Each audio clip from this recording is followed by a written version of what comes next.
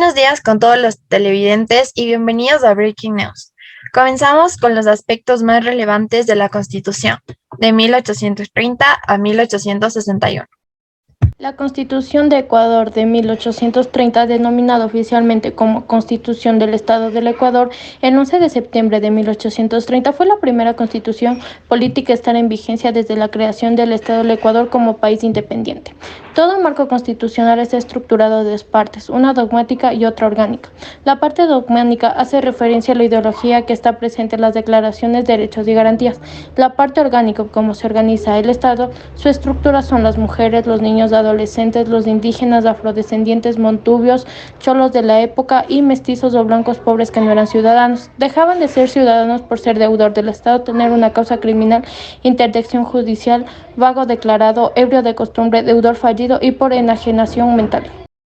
En 1861, en el gobierno de Gabriel García Moreno, se elabora una carta constitucional donde se concibe al Ecuador como una república soberana, libre e independiente, sin sujeción ni atadura a alguna nación extranjera.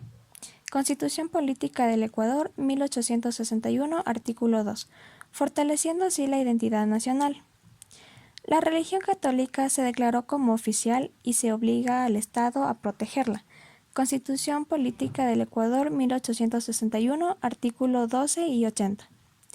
Se asigna a la Iglesia un espacio en la conducción del Estado, a través de su integración al Consejo de Gobierno, junto con el vicepresidente de la República, los ministros, secretarios y despacho, vocal de la Corte Suprema y una propietaria.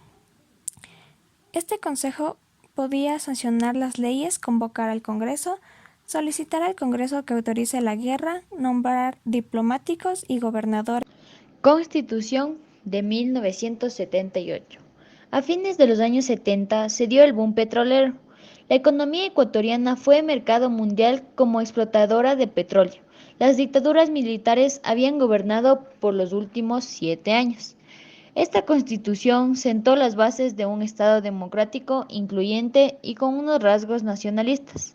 El Estado asume la función de garantizar los derechos fundamentales y promover el progreso económico, social y cultural. Se reconoce como ciudadano ecuatoriano a mayores de 18 años. Ecuador amazónico, desde siempre y hasta siempre. ¡Viva la patria!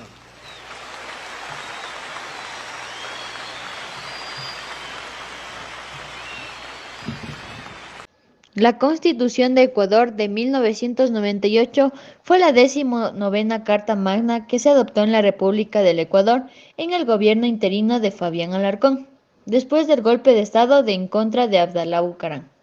En materia de derechos y libertades, tuvo algunos avances. Reconoció el Estado pluricultural y multiétnico.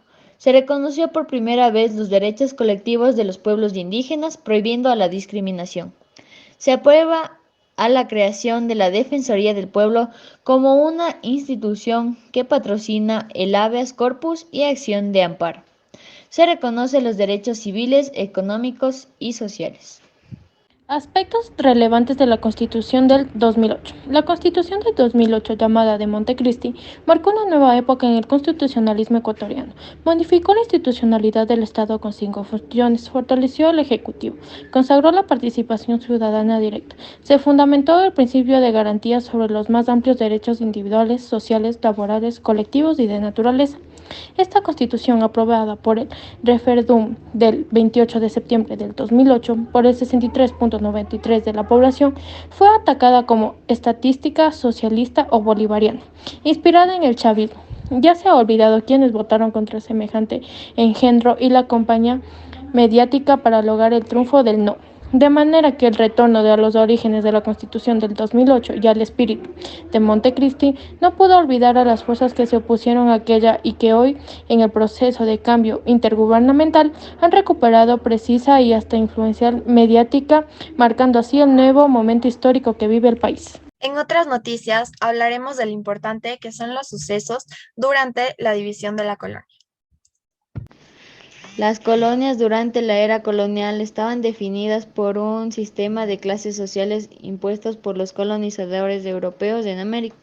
De esta manera, dentro de cada colonia podía ser evidenciada una gran diferencia entre las clases más altas y las clases obreras, descendiendo en la pirámide hasta los esclavos.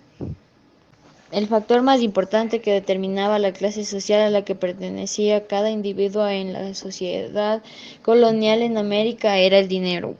Durante la época colonial y en el interior de las colonias, las personas no podían mezclarse con quien quisiesen.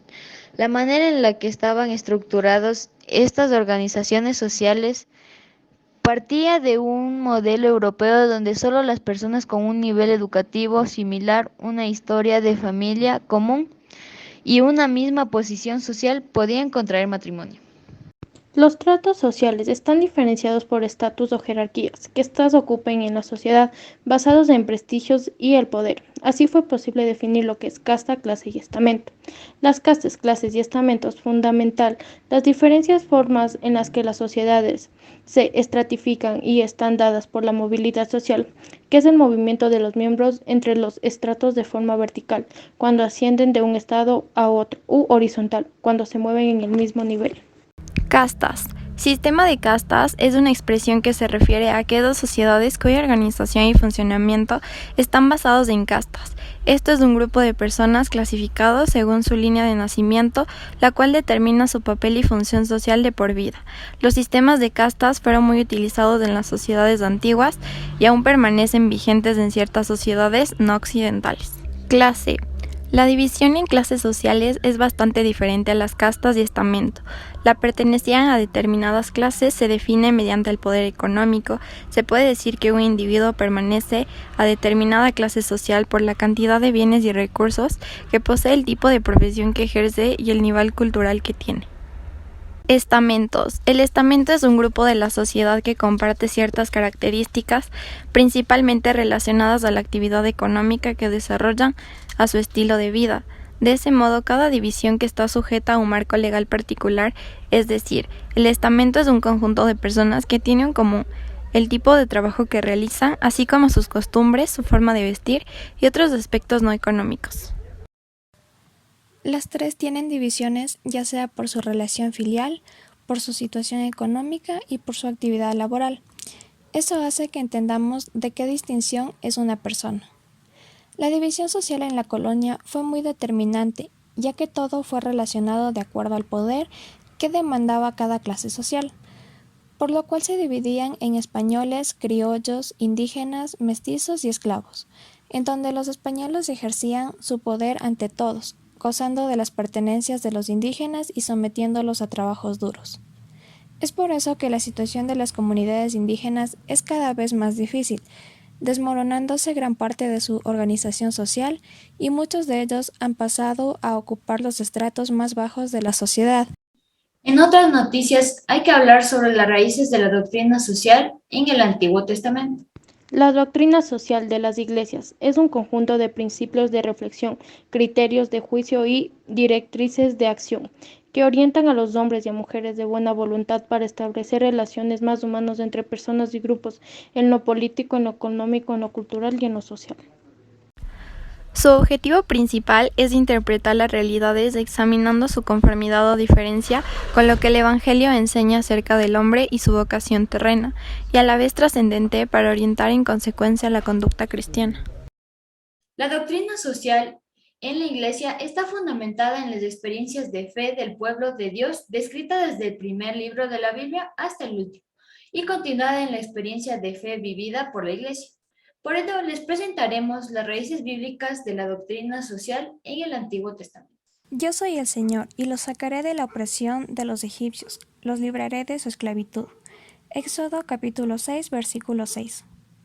No explotarás al jornalero, pobre e indigente, tanto si es uno de los tuyos como si se trata de un extranjero que reside en tu tierra o en tu ciudad. Deuteronomios capítulo 24, versículo 14. Hay de los que dictan leyes opresoras, de los que publican decretos injustos, no hacen justicia a los indefensos, despojan de sus derechos a los pobres de mi pueblo, hacen de las viudas su presa y despojan a los huérfanos. Descubrimos el deporte y la actividad física que se desarrollaba en la prehistoria. Seguro que nos hemos preguntado alguna vez, ¿Qué deporte y actividad física se desarrollaba en la prehistoria? Prehistoria.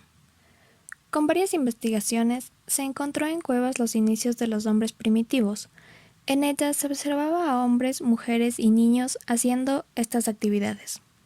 Cacerías de ciervos, cabras y jabalís, montando a caballo, escenas de danza, escenas de guerra entre grupos rivales y desfiles de arqueros. La actividad deportiva en el medioevo fue escasa y no fue muy conocida. Los deportes y juegos que se practicaban estaban directamente relacionados con la caza y con la guerra, aunque también se consideraron algunos juegos emparentados con el tenis, el fútbol y el golf, antecesores de los deportes modernos, provistos por los reglamentos de juego. En la Edad Media, desde la caída del Imperio Romano en el año 476 hasta el siglo VI, la actividad deportiva era prácticamente desconocida y la Iglesia estaba en contra de todo aquello que produciera placer y servir a la mejora del cuerpo.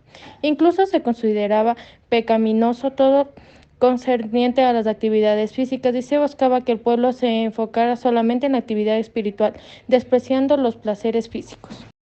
Edad moderna. Las prácticas deportivas que realizaba cada uno de los grupos es diferente. La nobleza practicaba la esgrima, equitación, caza, tiro con arco, natación. El pueblo llano, por su parte, solía practicar carreras, lucha, lanzamiento de pesos y juegos de pelota. No obstante, en esta época los deportes no tuvieron una práctica. Edad contemporánea. A partir de la industrialización, el ocio ocupa un lugar importante en la vida de los ciudadanos en los países desarrollados. Los deportes aumentaron su capacidad de organización y regulación. Aumenta la participación en competiciones deportivas. Con la llegada de los medios de comunicación de masas, el deporte se convierte en un espectáculo accesible para todos, entra en nuestras casas.